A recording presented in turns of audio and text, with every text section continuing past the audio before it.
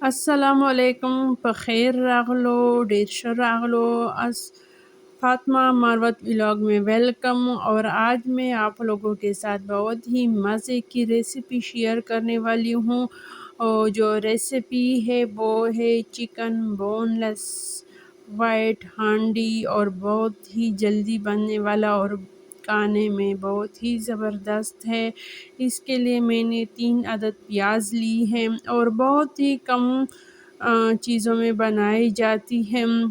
اس میں 1 پیالہ دہی جائے گا، آدھا پیکٹ ملائی جائے گا، 3 پیاز اور تھوڑے سے مسالے جائیں گے اور بہت ہی جلدی بن جاتا ہے۔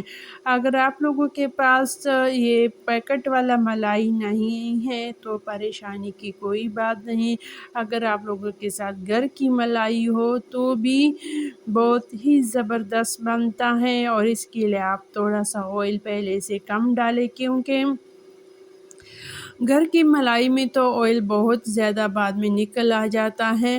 اور یہ چاول میں نے گرم کی ہے، شام کے ٹائم ہے، دوپہر کا کے چاول تھے۔ چلو ہانڈی کی طرف آتے ہیں۔ چکن کو میں نے پیاز کو تھوڑا سا میں نے فرائی کی، پھر اس میں نے چکن ڈالا۔ چکن کو اچھی طرح میں نے فرائی کی تاکہ اس کا اسمیل وغیرہ جو ہے وہ اچھی طرح نکل جائے، اور تقریباً 5 منٹ کے لیے میں نے اس کی بنائی کی۔ پھر تقریباً 1 کپ میں نے دہی ڈال دیا اور 1 منٹ تیز آنچ پہ میں نے اس کو فرائی کیا، بنائی کی، اور پھر میں نے تقریباً 12 سے 15 منٹ تک دم آنچ پہ رکھ دیا ہے۔ اور اس کے ساتھ ہم بنائیں گے لسی۔ جو دہی رہ گیا ہے اس میں نے پانی ڈال دیا، فریج میں رکھ دیا تاکہ یہ ٹھنڈا ہی رہے۔ اور یہ فروٹ ہیں، فروٹ بھی دھوئیں گے۔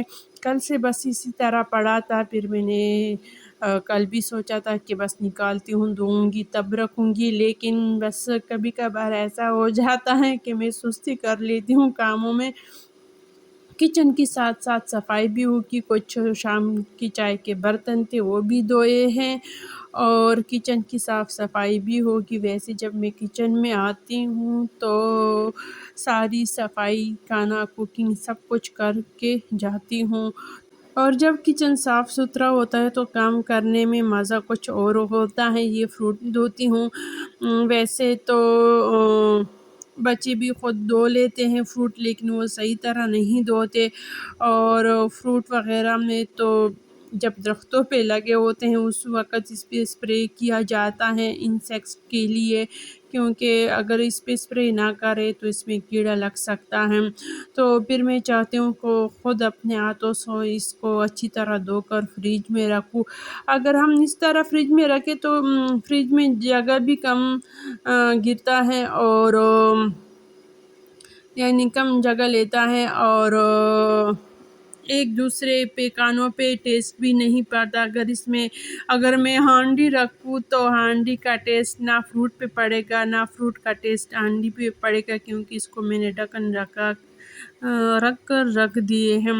اور ماشاءاللہ تقریباً 12-15 منٹ کے بعد میں آ گئی ہوں پھر ہانڈی کی طرف۔ ہانڈی کی بس بنائی ہو چکی ہے، دوبارہ بنائی کی ضرورت نہیں ہے۔ اب اس میں جائے گا آدھا پیکٹ ملائی، اور آنچ کو میں نے بالکل دم پہ رکھا ہے۔ اور جب ہم ملائی ڈالیں گے تو اس کی بنائی کی زیادہ ضرورت نہیں، تقریباً 1 منٹ اس کو اچھی طرح مکس کرنا ہے، کیونکہ اگر اس کی زیادہ بنائی ہم کریں گے تو ملائی آئل چھوڑ دیں گے تو اور اس کا ٹیسٹ جو ہوگا وہ اچھا نہیں ہوگا۔ تو اس میں نے سبز مرچ اور دھنیا ڈال کر بنا دیا، یعنی کچن کی صفائی بھی ہو گئی ہے اور کوکنگ بھی ہو گئی ہے، اور کچھ صفائی جو ہے وہ ابھی رہ گیا بھی ہے۔ چولہے کی اچھی طرح میں نے صفائی کی۔ چولہا ویسے میرا پرانا ہے لیکن کام بہت ہی زبردست کرتا ہے۔ سارے کچن کی میں نے اچھی طرح صفائی کی۔ بعض لوگ ایسے ہوتے ہیں کہ بس پرانی چیزوں کو جلدی پھینک دیتے ہیں، اور لیکن نہیں، میں پرانی چیزوں کو بہت دیکھ بھال اور کیئر کرتی ہوں تاکہ یہ زیادہ عرصہ تک چلے۔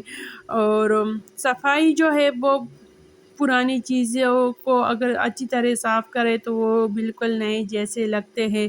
اور اس طرح واشنگ مشین یا چولہے فریج وغیرہ ٹائم بھی زیادہ گزر جاتا ہے. ویسے اگر ایک دو سال گزار لیتے، اگر ہم اس طرح اچھی کیئر کر لیں گے تو 3 سے 4 سال بھی اچھی خاصے گزار لیتے ہیں. ماشاءاللہ میرے کچن کی صاف صفائی ہو گئی. اب یہ ساری رات کچن صاف ہی رہے گا، نہ اس میں کاکروچ آئیں گے، نہ کیڑے مکوڑے، کچھ بھی نہیں آئیں گے، کیونکہ میں نے خشک روٹی کے ٹکڑے اور ڈسٹ بین سب کچھ میں باہر نکال دیتی ہوں تاکہ رات کے وقت کیڑوں مکوڑوں کو کچھ بھی نہ ملے. اب دیجیے اجازت، اللہ حافظ.